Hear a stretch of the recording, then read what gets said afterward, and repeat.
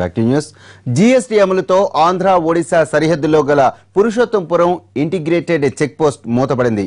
ఏకీకృత పన్ను విధానంలో భాగంగా గత అర్ధరాత్రి నుంచి కేంద్ర ప్రభుత్వం జీఎస్టీ పన్ను విధానాన్ని అమలు చేయడంతో పాటు దేశంలో ఉన్న చెక్ పోస్టులన్నీ మూసివేయాలని ఆదేశాలు జారీ చేసింది. దీంతో ప్రస్తుతానికి అక్కడ పనిచేసే విభాగాల్లో ముఖ్యమైన వాణిజ్య పన్నుల విభాగాన్ని రద్దు చేస్తూ ఆయా అధికారులను సిబ్బందిని కమిషనర్ కార్యాలయంలో రిపోర్ట్ చేయాలంటూ ఆదేశాలు జారీ చేసింది. దీనికి సంబంధించిన మరింత సమాచారం మా ప్రతినిధి శ్రీనిబాబు అందిస్తారు.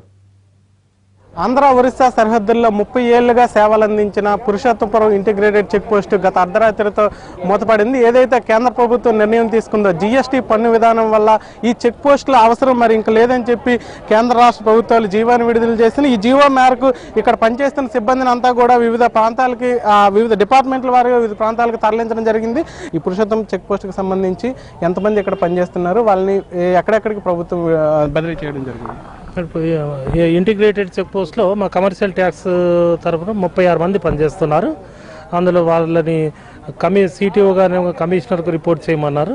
అలాగే Vizianagaram deputy commissioner, Vizag deputy కమిషనర్కు రిపోర్ట్ చేయమన్నారు. వాళ్ళందరినీ రేపు వాళ్ళందరూ కూడా రేపు రిపోర్ట్ చేస్తారు. అక్కడ రిపోర్ట్ చేసిన తర్వాత ఆయా ఖాళీలను బట్టి వాళ్ళు పోస్టింగ్స్ ఇస్తారు.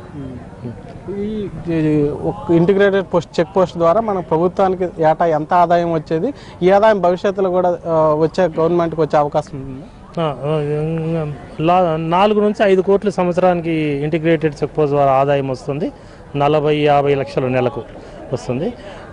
డెఫినెట్గా మనకు ఈ ఆదాయము జీఎస్టీలో కూడా వస్తుంది. మొబైల్ టీమ్స్ పెడతారు, గవర్నమెంట్ మొబైల్ టీమ్స్ పెట్టి చెకింగ్ చేస్తారు. దాని ద్వారా అరికడతారు. ఏదన్నా రోజుకి ఎన్ని వాహనాలు ఈ చెక్ పోస్ట్ ద్వారా రాష్ట్రంలో ప్రవేశించడం కానీ రాష్ట్రం నుంచి వెళ్ళడం కూడా జరిగాయి, తనిఖీలు ఏ విధంగా జరిగాయి, ఇప్పుడు ఎలా ఉంది రేపు?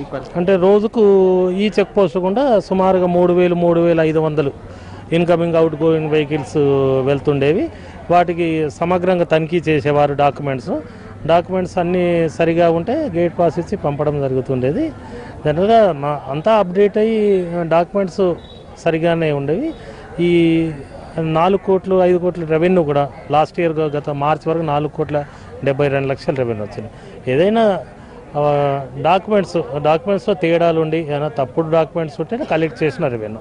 ఏదైతే ప్రభుత్వం తీసుకున్న నిర్ణయం వల్ల ఒక్కసారిగా ఇక్కడి నుంచి తరలి వెళ్లాల్సి వస్తుంది. అయితే ఒక కుటుంబ వాతావరణంలో గత 30 ఏళ్ళుగా కూడా ఇక్కడ సిబ్బంది లోకల్గా ఉండే వ్యక్తులతో కలిసి పనిచేస్తాం. ఒక్కసారిగా ఇక్కడి నుంచి వెళ్ళాలంటే కొంత ఇబ్బంది కలుగుతున్నప్పటికి కాబట్టి ఉద్యోగ బాధ్యత దృష్ట్యా ఖచ్చితంగా ప్రభుత్వం నిబంధనలకు అనుసరించి ఖచ్చితంగా వెళ్ళాలి. కాబట్టి తప్పనిసరిలో పరిస్థితుల్లో వెళ్తున్నామని చెప్తున్నారు. సార్ చెప్పండి, మీకు లోకల్తో ఎలాంటి అనుభవం ఉంది? ఒక్కసారిగా ఇప్పుడు ఖాళీ చేసి వెళ్ళిపోవడం వల్ల ఏ విధంగా ఫీల్ అవుతుంది? ఖాళీ చేయడం అనేది ఏం కాదండి. గవర్నమెంట్ తాలూకు ఆదేశాలు. జీఎస్టీ అతిపెద్ద సంస్కరణ భారతదేశంలో.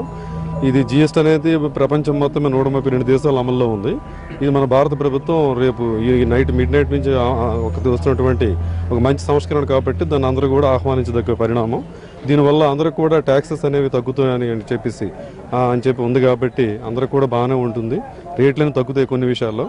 అదంతా చూడాలి మరి తర్వాత. అంటే కొన్ని లోటుపాట్లు ఉన్నప్పటికి కూడా అతి కొద్ది కాలంలో దీని యొక్క ఇది విషయం తెలుస్తుంది. అందువల్ల ప్రాబ్లం అయితే మాత్రం ఏముండదు. అంటే ఇంటిగ్రేటెడ్ చెక్ పోస్ట్ పరిసర ప్రాంతాల్లో కిల్లీ షాపులు కానీ, కిరాణా షాపులు కానీ, లేదంటే కాఫీ టీ ప్రైవేట్ సెక్టర్ పరోక్షంగా ఆధారపడుతున్న వాళ్ళ పరిస్థితి ఎలా ఉంది? వాళ్ళతో ఇబ్బందికరమైన వాతావరణమే, కానీ తప్పదు. ఇది గవర్నమెంట్ తాలూకు ఆర్డర్స్ కాబట్టి మనకి జీఎస్టీ రిజైమ్లో చెక్ పోస్టులు అనే ప్రసక్తి లేదు కాబట్టి చెక్ పోస్టులు ఎత్తమని గవర్నమెంట్ ఆర్డర్స్ కాబట్టి వాటిని మనం అమలు చేయాల్సిందే.